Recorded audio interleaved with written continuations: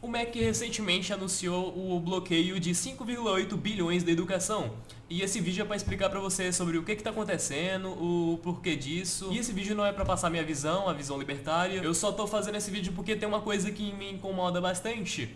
Que é que tem um mar de pessoas que simplesmente sai falando que não sabe. Ah, esse governo é inimigo da educação, por isso que ele tá fazendo isso. Cara, esse bloqueio já estava previsto, já tem um tempinho já, pelo decreto 9741, que teve em março, finalzinho de março. Então o bloqueio dessas verbas agora não é surpresa. E não é só em educação, é em várias outras áreas também. E o objetivo disso é cumprir a meta do déficit primário, o teto de gastos. Falando em teto de gastos, o que tá acontecendo agora tá parecendo muito aquela época da PEC 241 do teto de gastos. Praticamente todo mundo tava opinando sobre isso por aí. Tinha professor falando disso em sala de aula também. E 90% das pessoas estavam só espalhando fake news mesmo. 90% das pessoas que falavam sobre isso simplesmente nem sabiam o que se tratava a PEC. Não tinham lido, não tinham pesquisado absolutamente nada. Eu vi muita gente falando na época, essa PEC vai cortar investimentos da educação. Aí eu chegava na pessoa, falava com a pessoa, mano, isso não é um corte de investimentos,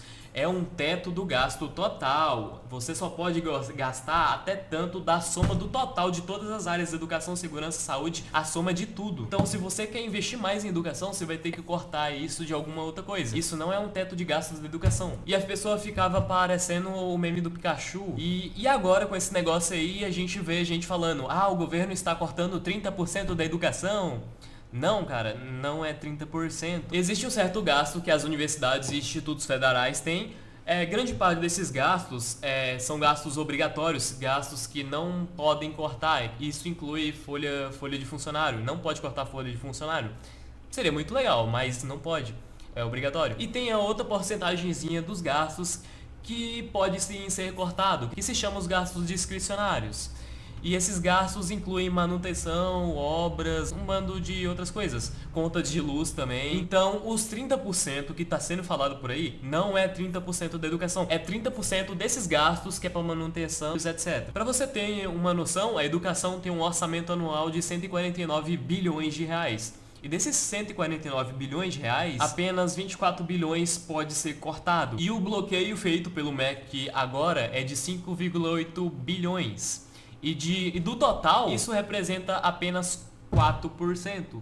Então é apenas 4% da educação, não é 30%, amigo. E ainda com esses bloqueios, os gastos ainda estão seguindo o piso constitucional. É que eu vi muita gente falando, isso está ferindo a Constituição, o Estado é obrigado a gastar tanto com educação. Mano, você nem sabe do que você tá falando, cara. Vai pesquisar, vai fazer alguma coisa. Que nem o povo tá falando, não é que o governo é inimigo da educação. Cara, mesmo se fosse ou não fosse, o governo do mesmo jeito ia ter que cortar gastos. E não é de hoje que isso tá acontecendo. Os governos anteriores já vem cortando coisas, principalmente da educação. É porque, eu não sei se você sabe, mas o país está à beira da falência. E eu tô falando literalmente quebrando. E agora, nesse momento, o governo tá precisando de pedir ao Congresso cerca de 248 bilhões de reais para poder conseguir pagar despesas que, a partir de julho, mais ou menos, não vai ter mais dinheiro. Não vai ter mais dinheiro para pagar o INSS. Principalmente um auxílio lá que serve para pessoas deficientes e idosos a partir de 65 anos. E esse pedido que o governo está fazendo ao Congresso pode não passar.